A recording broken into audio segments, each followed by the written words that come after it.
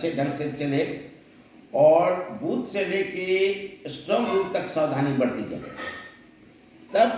7 से ज़्यादा सीटें यहाँ इंडिया गठबंधन जीत सकती है, ये मेरा अनुमान है। जोहार, आप देख रहे झारखंड न्यूज। लोकतंत्र बचाओ अभियान के तहत पूरे झारखंड में अगुआ झारखंड अगुआ राज के नारा के तहत पूरे झारखंड में एक मुहिम चल रहा है, जिसमें जो भाजपा सरकार के द्वारा जो अत्याचार या संविधान विरोधी या फिर बोले तो जिस तरह एक मतलब कम्युनल कॉन्फ्लिक्ट फैलाने का काम चल रहा, उसके विरोध में लोकतंत्र बचाओ अभियान के तहत हमारे साथ उनके साथी मंथन जी जुड़े हुए हैं। तो और इनका अभियान पूरे लोगों के बीच इनका क्या अनुभव रहा और उनसे क्या कुछ जानने को मिला, आइए इनसे जानते हैं। जोहार। जोहार। हम लोग मार्च 2023 से एंटी बीजेपी भाजपा विरोधी अभियान के लिए पूरे झारखंड में काम करने के लिए एक मुहिम की शुरुआत की है। जैसा आपने बताया, उसका नाम हम लोगों ने रखा है लोकतंत्र बचाओ 2024। इसकी पहल बनारस में अगस्त 22 में एक लोकतांत्रिक राष्ट्र निर्माण समागम हुआ था, उससे राष्ट्रीय स्तर पर हुई और वहाँ के बाद जगह जगह पर प्रांतों में सम्मेलन करने के बाद अलग अलग प्रांतों में अलग अलग स्वरूप में अभियान की शुरुआत हुई। झारखंड में पहले से झारखंड जनाधिकार महासभा, जो झारखंड के मानवाधिकार के लिए खास तौर पर खूंटी में जब पत्थरगड़ी के नाम पर पत्थरगड़ी करने वाले ग्रामीणों पर जब अत्याचार चल रहा था, राष्ट्रद्रोह का मुकदमा लादा जा रहा था, उसके पक्ष में लिखने वाले बुद्धिजीवियों पर मुकदमा लादा जा रहा था, उस समय झारखंड में झारखंड जनाधिकार महासभा बनी थी। तो लोकतांत्रिक राष्ट्र निर्माण अभियान और झारखंड जनाधिकार महासभा के पहल पर एक सम्मेलन हुआ, जिसके बाद इसकी शुरुआत हुई। हम लोगों ने अब तक 7-8 कंस्टिट्यूएंसी में, लोकसभा क्षेत्र में अपनी गतिविधि को सक्रिय किया है, जारी रखा है। अधिकांश जगहों पर वहाँ की स्थानीय कार्यकर्ताओं की बैठकें हुई हैं, सम्मेलन हुए हैं, कार्यकर्ताओं का ट्रेनिंग हुआ है कि किस तरीके से जो भाजपा अपने पक्ष में जो लहर बनाती है, जो समाज में भ्रम फैला के अपने पक्ष में लोगों को करना चाहती है, उसका जवाब कैसे दिया जाए। और इधर कुछ दिनों से हम लोगों ने माहौल बनाने के लिए अलग अलग संसदीय क्षेत्रों में लोकतंत्र बचाओ यात्रा की शुरुआत की है। अभी तक हम लोगों ने लोकतंत्र बचाओ यात्रा चतरा लोकसभा क्षेत्र, चाईबासा लोकसभा क्षेत्र, गिरिडीह लोकसभा क्षेत्र और लोहरदगा लोकसभा क्षेत्र में किया है। और आने वाले दिनों में 1-2 दिन के अंदर खूंटी लोकसभा क्षेत्र में लोकतंत्र बचाओ यात्रा होगी और उसके बाद जमशेदपुर लोकसभा क्षेत्र में होगा और दुमका और राजमहल लोकसभा क्षेत्र में हम लोग करेंगे। हम लोग इस बार रायशुमारी के बार करने पर हम लोगों ने ध्यान नहीं दिया है। रायशुमारी की अब कोई ज़रूरत नहीं है। पिछले 10 साल का जो अनुभव है उससे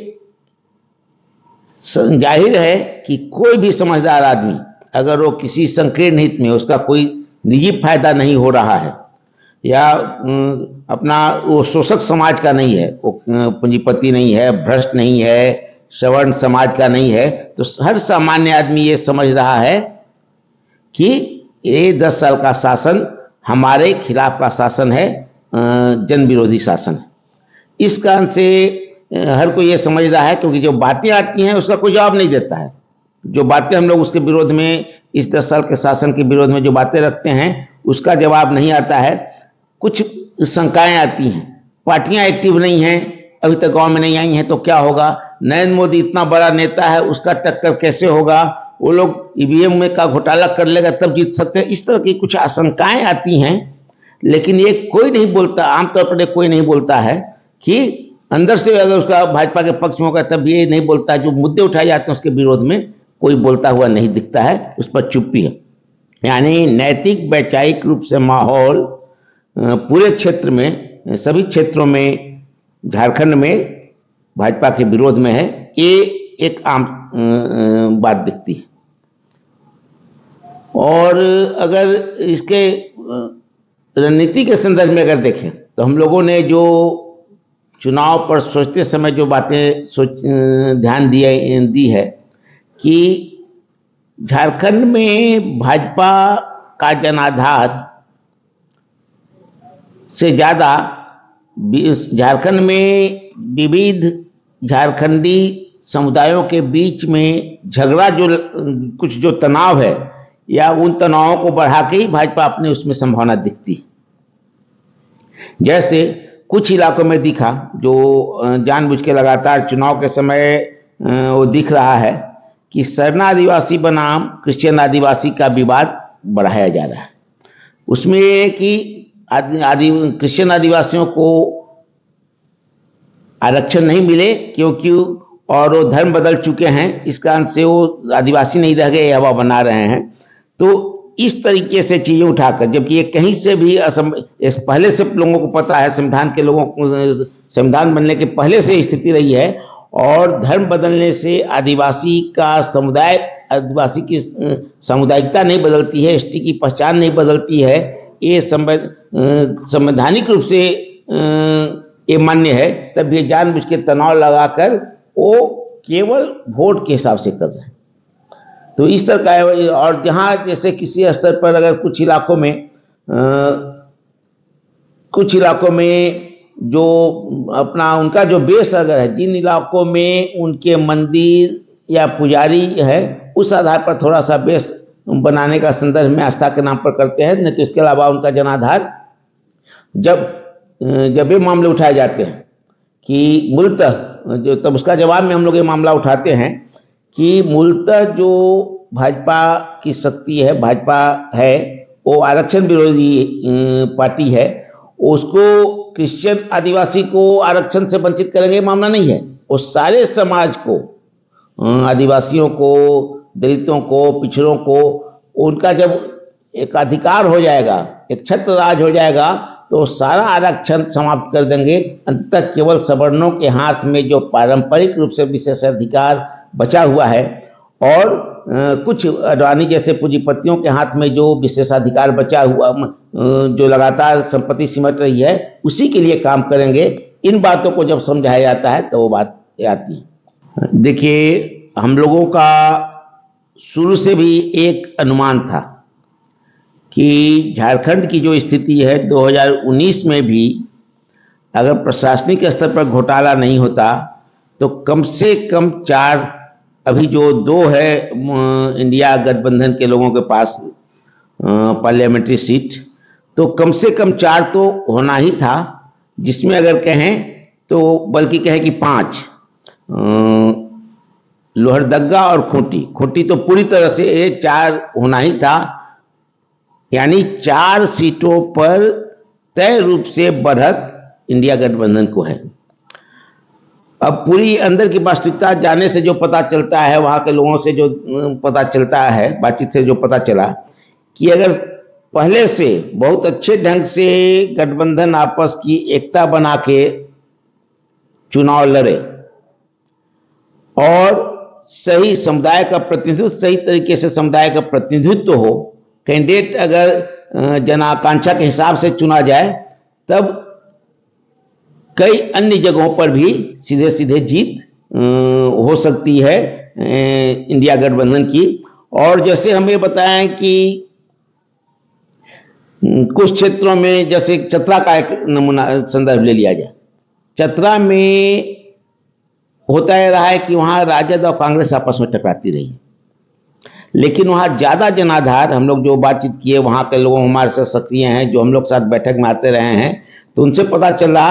कि अगर राजद और कांग्रेस में तुलना करें तो राजद के पास ज़्यादा जनाधार है। एक कारण बगल में, क्योंकि पिछड़ी जाति के लोग, यादव समाज के लोग, दलित जाति के लोग वहाँ ज़्यादा हैं, और दूसरा कि वो बगल में बिहार के गया जिले से सटा हुआ है, इस कारण से भी उसका प्रभाव अभी तक है।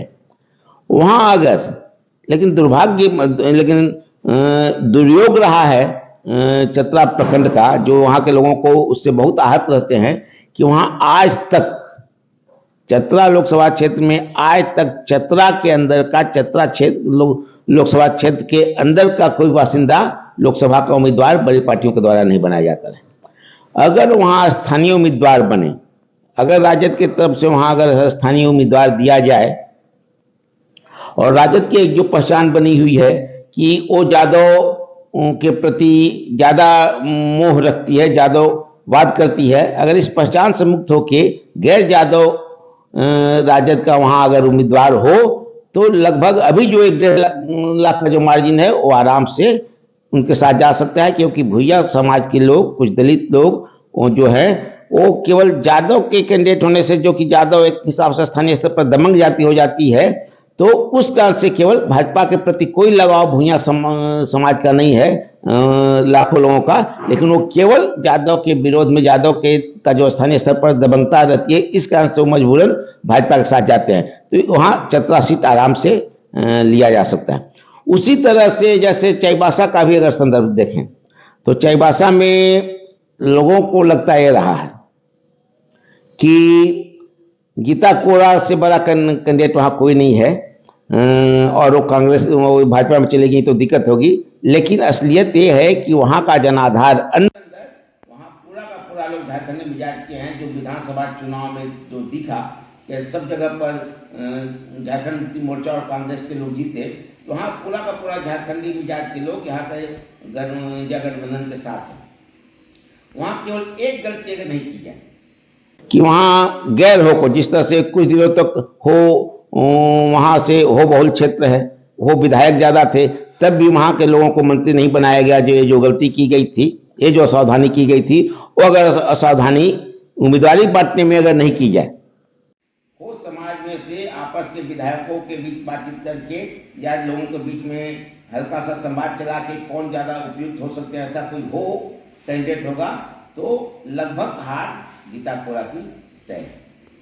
उसी तरह से अगर जैसे गिरिडीह जैसे क्षेत्र में अगर हमारा पर्सनल आकलन है, सीधे लोकतंत्र बचाओ अभियान का नहीं कर सकते हैं, लोकतंत्र बचाओ 2024 का नहीं कहें, लेकिन घूमने के बाद जो मेरा पर्सनल आकलन है जो आया है उसमें कर सकते हैं कि गिरिडीह में अगर ये हम संथाल या आदिवासी कैंडिडेट देंगे, इस मोह में नहीं रहे झारखंड मुक्ति मोर्चा और झारखंडी मिजाज के लोगों को दे, खासतौर पर वहाँ महतो कैंडिडेट अगर खड़ा हो तो बहुत अच्छा टक्कर अभी भी हो सकता है, क्योंकि पहले से स्थितियाँ कुछ पहले जैसी 2019 में जो स्थिति थी उससे स्थितियाँ बदली हैं। जमशेदपुर में भी अगर कुछ जगह पर जो माने इसी तरह से जमशेदपुर में हमारा मानना है कि अगर अच्छे महतो उम्मीदवार को दिया जाए या जिनको आज तक टिकट नहीं मिलता रहा है, ऐसे आदिवासी समाज में से किसी को दिया जाता है, तो फिर यहाँ अच्छी टक्कर हो सकती है। यानी ऐसी सीटें कई हैं जो जीती जा सकती हैं। राजमहल के संदर्भ में खास गौर करने वाली जो बात है कि राजमहल लगभग ऐसा क्षेत्र है जहाँ जीत जैसे सुनिश्चित जैसा है इंडिया गठबंधन की। वहाँ जो कोशिश हो सकती है, जो एक संभावना जो जिस तरह से चाईबासा में हुआ कि तोड़ के गीता कोड़ा का तोड़ के उसको कमजोर करने की कोशिश की गई, वहाँ जो चालाकी चल सकती है भाजपा,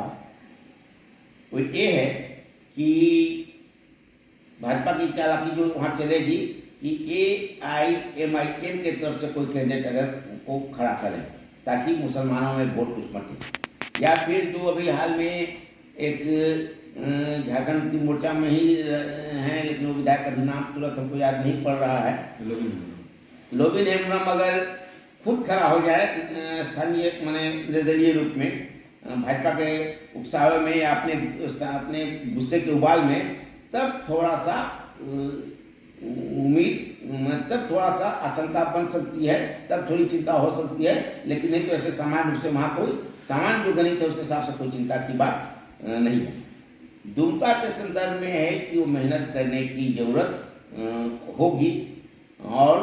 हमारा अपना आकलन है कि शिबू सोरेन को देने से काम नहीं चलेगा। वहाँ का जो आम माहौल बाकी लोगों का भी है कि शिबू सोरेन अब आशीर्वाद देने के लिए के हिसाब से पूजनीय के रूप में है, लेकिन सांसद की भूमिका निभाने के लायक नहीं है। वो वृद्ध ज़्यादा हो गए हैं, इस कारण से उनके प्रति पूरा आदर होने के बावजूद लोगों का लगता है कि हमारी भूमिका नहीं निभा पाएंगे, तो वो नहीं होना चाहिए। और अच्छा सा अगर कोई योग्य, ज़्यादा तो अच्छा होगा कि कोई नौजवान, लेकिन अगर हमारा अपना मानना है कि शिबू सोरेन के परिवार से बाहर का कोई योग्य आदिवासी वहाँ खड़ा हो तो ज़्यादा अच्छा टक्कर दे सकता है, क्योंकि एक बीच बीच में कुछ बातें वहाँ आती रहती हैं कि पूरा का पूरा हेमंत सोरेन हो गए, सीता सोरेन हो गई, जो सपोर्टर हैं वो भी बात करते रहते हैं, सीता सोरेन हो गई, अब बसंत हो गए, फिर और आ सकते हैं, कुछ आ जाए, तो पूरा का पूरा पूरे संथाल परगना को शिबू सोरेन के इलाके के संघर्ष के कारण से उनको पूरा का पूरा पारिवारिक थाती के रूप में उस क्षेत्र में नहीं रहना चाहिए। नए लोगों को भी, दूसरे कार्यकर्ताओं को भी मौका मिलना चाहिए। ये आकांक्षा दबे दबे में व्यक्त हो जाती है अगर आप सावधानी से बात करें तब। तो ऐसा कोई नौजवान कभी तो तुरंत कठिन है, हम लोग की नज़र में भी ऐसा कोई नहीं आया, लेकिन एक युवा डैशिंग और अगर शिबू सोरेन के परिवार से बाहर का हो तो ज़्यादा अच्छा टक्कर दे सकता है। ये हम लोग, हमारा आकलन इतने जगहों का है। रांची के क्षेत्र में हमारा चांदीली इलाके में कुछ जो हम लोग कार्यक्रम वगैरह जो कि उससे लगता है कि किसी भी या सामान्य अगर आप कहें तो अगर इस रणनीति पर इंडिया गठबंधन काम करे, जो बाकी जगह पर भी चल सकता है, लेकिन अगर यहाँ काम करे, झारखंड में ज़्यादा चलेगा कि एक तरह से सामुदायिक हिसाब से अगर सोचें तो सवर्ण लोगों में 90% से ज़्यादा लोग एक तरह से वो लोग और बिजनेसमैन और भ्रष्ट ऑफिसर, एक तरह से ये लोग भाजपा के साथ चले गए हैं, क्योंकि उनको अपने शोषण को चलाने के लिए वो ज़्यादा अनुकूलता बनती। उनको छोड़ के अगर यानी सवर्ण कैंडिडेट, और कोई ऐसा इलाका नहीं है जहाँ सवर्ण समुदाय के लोग बहुमत में हैं, तो सवर्ण कैंडिडेट कम से कम दूसरे जगह पर सीधे सीधे चुनाव वाले माध्यम से, जहाँ चुनाव प्रतिनिधि का चुनाव होता है, उस जगह पर सवर्ण कैंडिडेट को देने की जगह पर स्थानीय और जो अभी तक आमतौर पर भागीदारी से वंचित रहे, झारखंड में तो आदिवासी लोग का ज़्यादा महत्व एक तरह से हवा बनती है, तो पिछड़े और जो भी खास करके अति पिछड़ों को पर अगर आजमाया जाए, खास करके वैसी सीटों पर जहां जीतने की उम्मीद अभी तक कम रही है, जहां मार्जिन बहुत ज़्यादा रहा है, हो गया है, जैसे शहरी इलाके में खास तौर पर जो हो गए हैं, अगर धनबाद रांची जैसे जगहों पर अगर ये स्ट्रेटजी अपनाई जाए, धनबाद में हम लोग गए नहीं हैं तब भी ये स्ट्रेटजी अपनाई जाए तो ज़्यादा फायदा हो सकता है। ये और पलामू के संदर्भ में अभी कहिए कि सीधे उस तरह की बात ध्यान में नहीं आती है, लेकिन पलामू के स्तर पर भी एक कहा जा सकता है कि वो अभी तो हिस्सा में आता है वो कांग्रेस के, लेकिन कांग्रेस के हिस्से में आता है तो जितना नया व्यक्ति वो आजमाएंगे, ज़्यादा पहचान वाला व्यक्ति को आजमाएंगे, उतना उनको फायदा होगा, ये आकलन लगता है। और अगर उस तरीके से अगर कहा जाए अच्छे ढंग से चले और बूथ से लेके स्ट्रांग रूम तक सावधानी बरती जाए, तब 7 से ज़्यादा सीटें यहाँ इंडिया गठबंधन जीत सकती है, ये मेरा अनुमान है। बहुत बहुत धन्यवाद हमारे साथ जुड़ने के लिए। जोहार।